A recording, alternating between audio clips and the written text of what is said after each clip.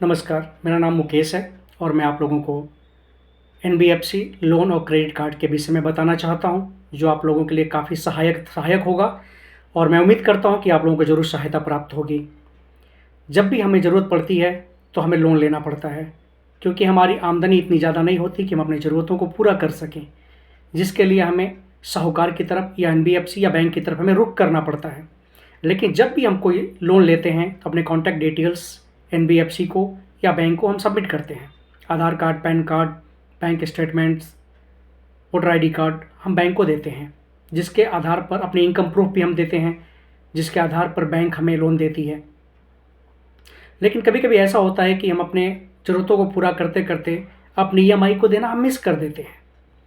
उस परिस्थिति में जब हम अपनी ईएमआई ना दे पा रहे हों, तो वैसे में एनबीएफसी बैंक यदि कोई रेपुटेड बैंक है, तो उम्मीद करता हूँ कि वो ऐसा करने की कोशिश नहीं करेगी। लेकिन कुछ एनबीएफसी बैंक्स जो होती हैं, वो अक्सर आपको जो ऐप के थ्रू जो आप लोन के लिए अप्लाई करते हैं, उस लोन में आप अपने सारे कॉन्टैक्ट डिटेल्स, मैसेज, गैलरी का एक्सेस आप उस एनबीएफसी बैंक को आप दे देते हैं, जिसके परिणाम स्वरूप जब आप ईएमआई देने में असमर्थ होते हैं, तब वो उसका मिसयूज करता है। वो आपके सारे फाइल्स, सारे डिटेल्स रिकवरी एजेंसी को, जिसे वो हायर करता है कमीशन बेसिस पर, उसे वो सौंप देता है, ताकि रिकवरी एजेंसी आपसे अपने लोन की रिकवरी करके एनबीएफसी बैंक को दे पाए और उसका कमीशन मिले। ऐसे में क्या होता है कि रिकवरी एजेंसी जब आपको कॉल करते हैं, तो आप डर जाते हैं। आप बिल्कुल न डरें, अपने माइंड को समझाएं, अपने मन को समझाएं, अपने दिमाग को समझाएं, अपने अंदर से डर को सबसे पहले दूर करें, क्योंकि आपका डर रिकवरी एजेंसी और एजेंट्स की ताकत है। मैं फिर से रिपीट करता हूं कि आपका डर रिकवरी एजेंसी और रिकवरी एजेंट की ताकत है। मैं आप लोगों से रिक्वेस्ट करता हूं, निवेदन करता हूं कि सबसे पहले आप अपने अंदर से डर को, भय को पूरी तरह से दूर करें, अन्यथा आप जी नहीं पाएंगे। आप अपनी शांति को खो बैठेंगे। आप अपने परिवार में हमेशा कलह को बना करके रखेंगे। आपके परिवार में, आपके बच्चों में आपके चिड़चिड़ाहट दिखेगी। आपकी नौकरी में, आपके बिजनेस में एक कलह आ जाएगी। इसलिए मैं रिक्वेस्ट करता हूं कि सबसे पहले अपने हृदय में से डर को दूर करें, नहीं तो आपको हार्ट अटैक आना निश्चित है। आपको हार्ट अटैक आने से कोई नहीं रोक सकता। आपका ब्रेन हेमरेज हो जाएगा। आप सबसे पहले अपने अंदर से डर को दूर करें, तभी आप जी पाएंगे। क्योंकि आपको अपने परिवार की देखभाल करनी है, अपने माता पिता की देखभाल करनी है, अपने बच्चों की शादी विवाह, उनके एजुकेशन के लिए भी जीना है। आपकी पत्नी जो आपसे प्रेम करती है, जो आपके भरोसे अपने परिवार को छोड़ करके आई है, आपसे जो बेहद प्रेम करती है, आपका परिवार जो आपसे बेहद प्रेम करता है, वो आपको मुस्कुराते हुए देखना चाहता है, आपको हंसते हुए देखना चाहता है, आपको जीवित देखना चाहता है। तो आप अपने लिए नहीं, कम से कम अपने परिवार के लिए जिएं, अपने बच्चों के लिए जिएं, क्योंकि आप अपने बच्चों के, अपने परिवार के एक सुपर हीरो हैं। इसलिए मैं आपसे कहता हूं कि आपका डर रिकवरी एजेंसी और एजेंट्स की ताकत है। इसलिए आप अपने अंदर से डर को और भय को दूर करें। जब भी आप ऑनलाइन लोन लेते हैं किसी ऐप से, तो आपके सारा एक्सेस कंपनी के पास चली जाती है, और कंपनी जब आप ईएमआई देने में असमर्थ होते हैं, तो वो सारा डेटा वो रिकवरी एजेंसी को ट्रांसफ़र करता है, जिस पे वो कमीशन बेसिस पे वो आपसे रिकवरी करते हैं। पहली बात। दूसरी बात कि जब भी आपके पास रिकवरी एजेंसी का कॉल आए, उससे पहले एनबीएफसी या बैंक आपको इंटीमेट करेगी बाय मैसेज, बाय मेल या व्हाट्सएप के थ्रू कि आपका फाइल, आपका केस फलाने रिकवरी एजेंसी को इस एड्रेस पर, ये कॉन्टैक्ट नंबर पर, ये मैनेजर नंबर है, मैनेजर का नाम है, उसको ट्रांसफ़र किया गया है। यदि ऐसा मैसेज नहीं आता है, तो आप किसी भी अननोन नंबर के द्वारा किए गए कॉल को रिसीव ना करें। और यदि आप रिसीव करते भी हैं तो जो व्यक्ति आपको कहता है कि मैं फलाने बैंक से या फलाने एनबीएफसी बैंक से बोल रहा हूं, तो सबसे पहले आप अपने रिकॉर्डिंग को स्टार्ट करें। उस रिकॉर्डिंग में आप उस व्यक्ति से बात करें, उसका नाम, उसकी पहचान, उसका आईडी नंबर, किस एजेंसी से बात कर रहे, उस एजेंसी का नाम, उस एजेंसी के नाम का और उस एजेंसी का एड्रेस और कौन बात कर रहा है वो, उसका एम्प्लॉय आईडी आप उसे पूछें।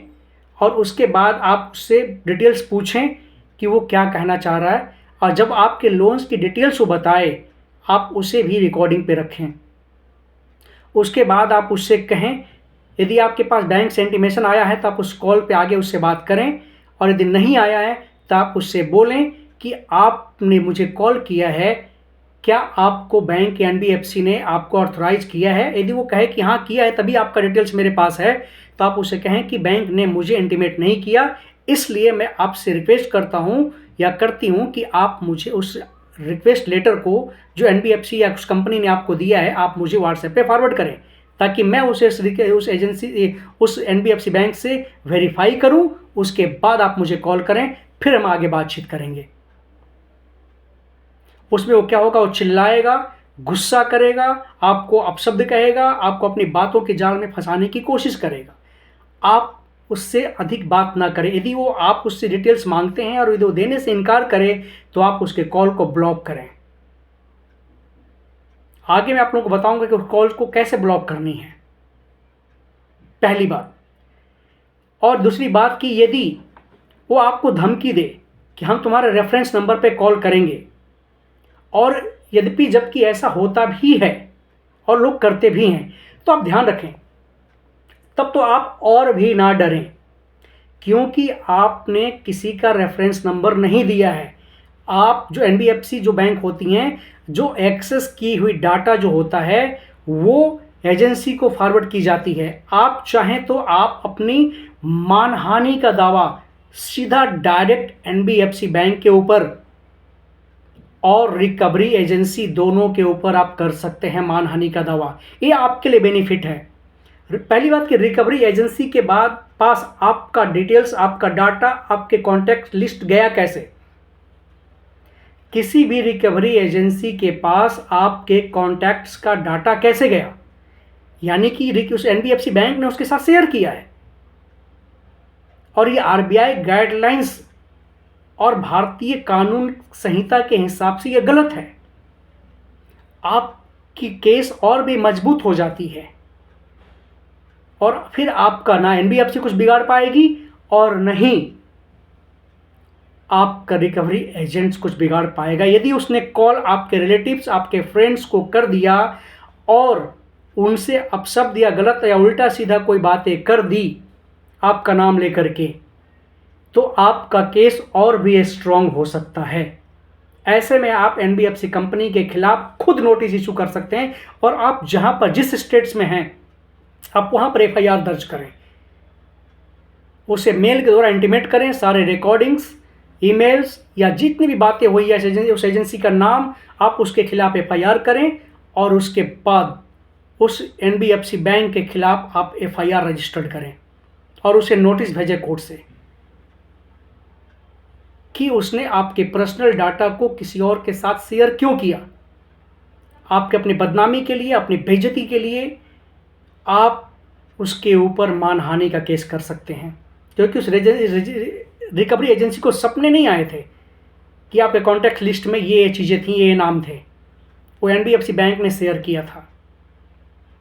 इसलिए आपका केस स्ट्रांग हो जाता है और आप उस रिकवरी एजेंसी की पुंगी बजा सकते हैं। सरल भाषा में कहें तो यदि वो बदतमीजी करे तो आप सारी चीज़ों को रिकॉर्ड करें और आप हंसे और मुस्कुराएं खुल के। मैं आपके आगे आपको बताऊंगा कि मैंने रिकवरी एजेंसी वालों की कैसे हवा टाइट की। मैंने तो लठ में सरसों का, देसी सरसों का तेल लगा करके रखा हुआ था कि कोई भी रिकवरी एजेंसी मेरे घर पे आए, उस लठ से पहले उसकी टांग तोड़ूंगा। बिना आरबीआई गाइडलाइंस के वो यदि मेरे घर पे आए, सबसे पहले उसकी टांगे तोड़ूंगा मैं। उसके बाद जरा भी उसने बात कर दिया कि मैं फलाने व्यक्ति हूँ, मैं फलाने एजेंसी से आया हूँ, और किसी पड़ोसी से या घर के किसी अदर मेंबर से उसने बात की, सबसे पहले उसकी टांग तोड़ूंगा। सीधा लाठी मारूंगा उसके पैर पे, जिसमें सरसों का तेल मैंने लगा करके रखा है देसी अंदाज में। सबसे पहले आप अपने डर को दूर करें, क्योंकि ये आपका कुछ नहीं बिगाड़ सकते। यदि आप डरेंगे तो ये आपको और भी अधिक डराएंगे, आपके ऊपर हावी हो जाएंगे। आपका खाना पीना, उठना बैठना, सोना, चलना फिरना, यहाँ तक कि आपका नित्य क्रियाक्रम भी करना आपका दुश्वार हो जाएगा। आप किसी लायक नहीं बचेंगे, आप सूख जाएंगे, आपको डायबिटीज हो जाएगी, आपको हार्ट के पेशेंट हो जाएंगे, आप शुगर के मरीज हो जाएंगे आप। इसलिए आप अपने अंदर से डर को दूर करें। सबसे पहले कुछ नहीं होगा आपके ऊपर, आपको कुछ भी नहीं होगा, कोई रिकवरी एजेंसी आपकी कुछ नहीं उखाड़ पाएगी, कोई एनबीएफसी आपका कुछ नहीं उखाड़ पाएगा। यदि आपके पास देने के लिए पैसा नहीं है तो आपका कोई कुछ नहीं उखाड़ सकता। इसलिए आप मजबूत रहें, डरे नहीं, डराएं। डराएं, डरे बिल्कुल भी नहीं। कोई भी रिकवरी एजेंसी बिना आपको इंटीमेट किए आपके घर आता है, छोड़ना नहीं उसे, बिल्कुल भी नहीं छोड़ना। डरना नहीं, आपकी आवाज़ नहीं बदलनी चाहिए। यदि वो अपनी फैमिलिटी आरबीआई गाइडलाइंस के अनुसार नहीं है, डरना नहीं उससे, उसके अंदर खौफ पैदा कर देना। ऐसा खौफ पैदा करना कि दूसरी जगह जाने से पहले एक बार को सोचे कि मैंने रिकवरी एजेंसी ज्वाइन ही क्यों की। ये ध्यान रखना। मैं दुआ करूंगा कि ईश्वर आप लोगों को ताकत और हिम्मत दे। यदि आपके पास है फंड तो आप लोन को समाप्त करें, यदि नहीं है तो किसी भी एनबीएफसी, किसी बैंक और किसी भी रिकवरी एजेंसी की आंटी या उसका बाप या उसकी माँ, उसकी चाची, उसकी ताऊ, किसी डरने की ज़रूरत नहीं है तो दे दो, नहीं है तो भाड़ में जाए। टेंशन फ्री रहो, क्योंकि जियोगे तभी कुछ करोगे, नहीं जियोगे कुछ नहीं उखाड़ पाओगे। इसलिए अपने अंदर से डर को दूर करो। मैंने अपने अंदर से पूरी तरह से डर को दूर कर दिया था। बहुत सालों, 10 सालों तक मैं डरता रहा। पूरे 10 साल के डरने के बाद, 12 साल डरने के बाद मैंने अपने जीवन से, अपने लाइफ से उस डर को दूर किया है। धन्यवाद।